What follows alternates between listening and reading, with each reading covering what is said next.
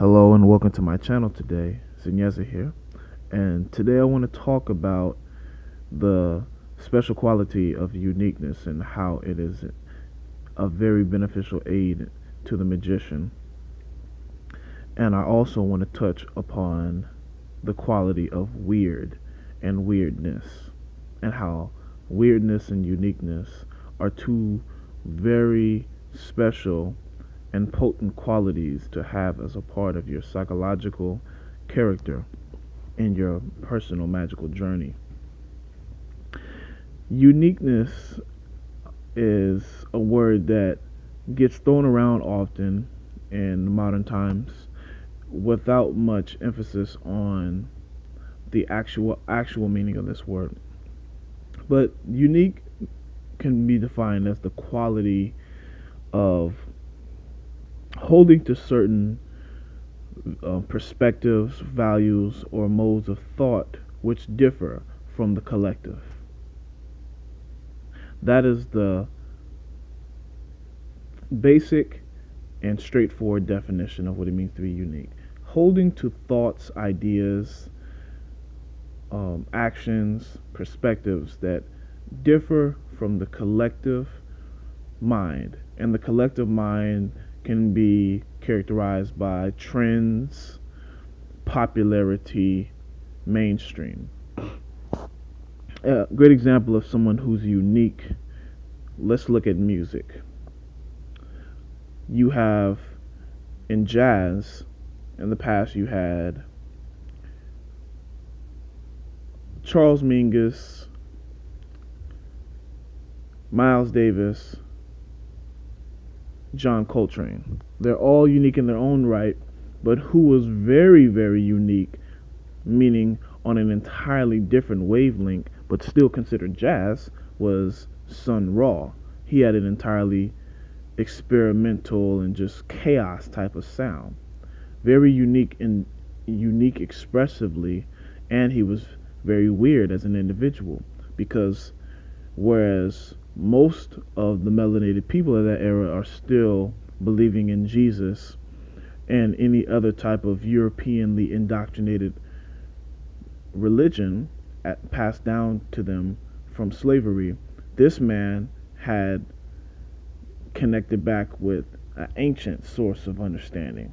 And he was outwardly showing himself wearing pharaonic garbs and attire and actively connecting with ideas of extra galactic realities, talking about, outer space and things like that, whether you want to consider his concepts occult or not.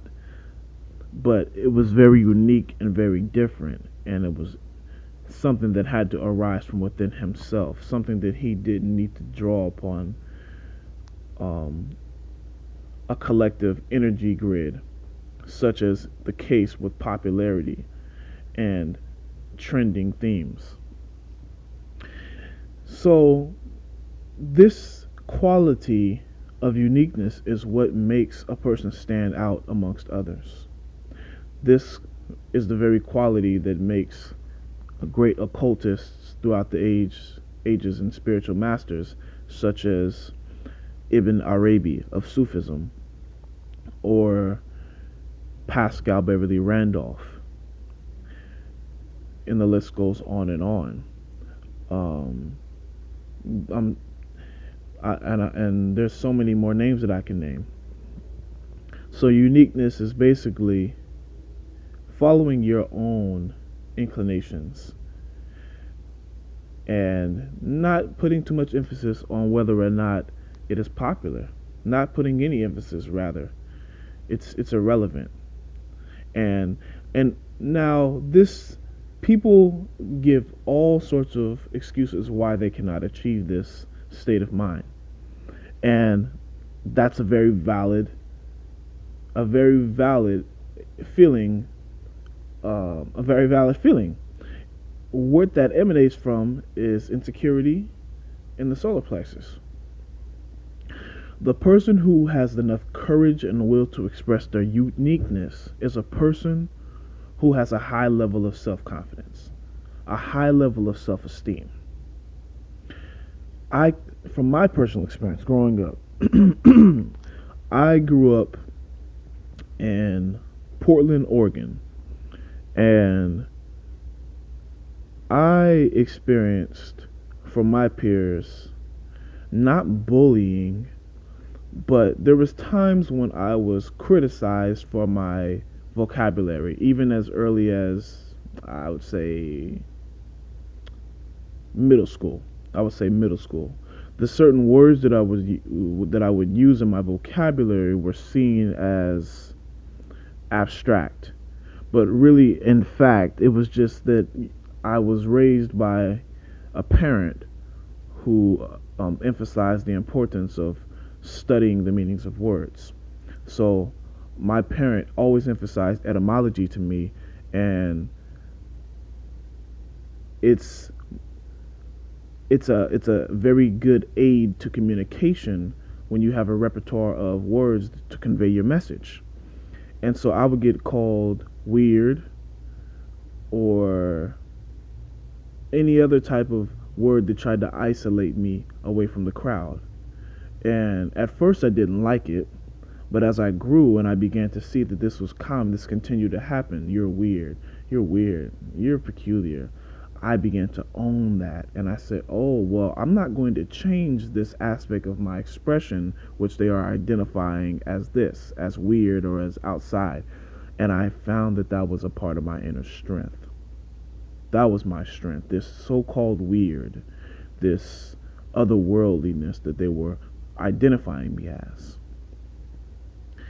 And as I became an occultist, as I grew and aged in life, and I eventually looked up the definition of this word weird. Weird is defined as the quality of being able to alter one's fate, one's destiny. And that, my friends, is God. A weird person is a wizard, a sorcerer, a magician. So they were calling me weird because what I was doing was following a path different from the crowd. I was going I was going in a direction opposite of fate, which is a collective or predestined plan, a procedure. The zodiac, for instance, is a predestined plan for procedure. It is a collective revolution. It's not an evolution, because an evolution is an expansion. It is a revolution because it is revolving. It is continually, it's spinning around the same cycle.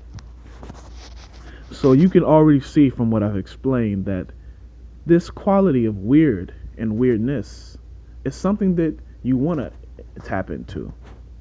And I don't want to make this video to encourage people necessarily to be weird if you're not weird. I don't want to encourage any sort of artificiality.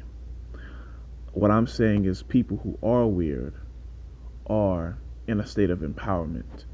It's people who embrace that weirdness, who embrace that uniqueness, because you are in a state of being able to leave a mark on the world where whereas many people are simply trying to outdo another person with the same routine. And a unique individual is a person who's creating their own design as an extension of the symbol of I love myself, and I am confident enough to present to the world my own inner experiential revelations and realizations.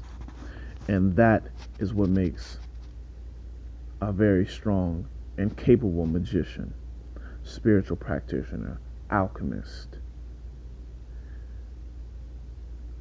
So, with that being said, I've explained uniqueness and weirdness and how these are actually very special qualities of being. Anyone can cultivate them. Anyone can cultivate these.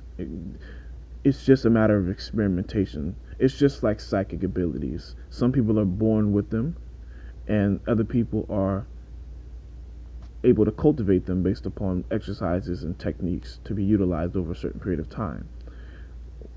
As far as becoming weird, you simply have to have the you simply have to basically propel yourself into an experience of discomfort according to your ego. Propel yourself into an experience of going against a collective belief system. Shoot, you might go outside, and I think Bobby Hemming gave a great example.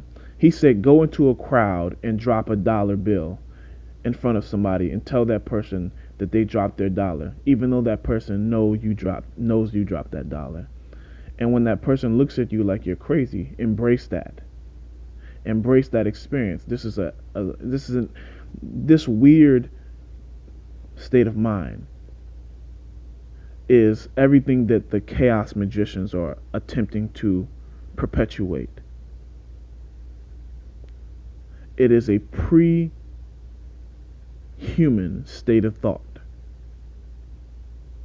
because the human thought process is based upon trauma and comparisons, but a pre-human thought is based upon essence, and essence expresses itself uniquely because essence has no personal identity. So when you emanate from essence and you bring it into the world of observation, its concrete form takes on something entirely new. And accessing that weirdness, you have to throw yourself into experiences where you can psychologically break down your attachment to what other people think about you. And this is, from my perspective, the only way to really break down and get access into that that level of thought. So thank you for listening. Until next time, peace.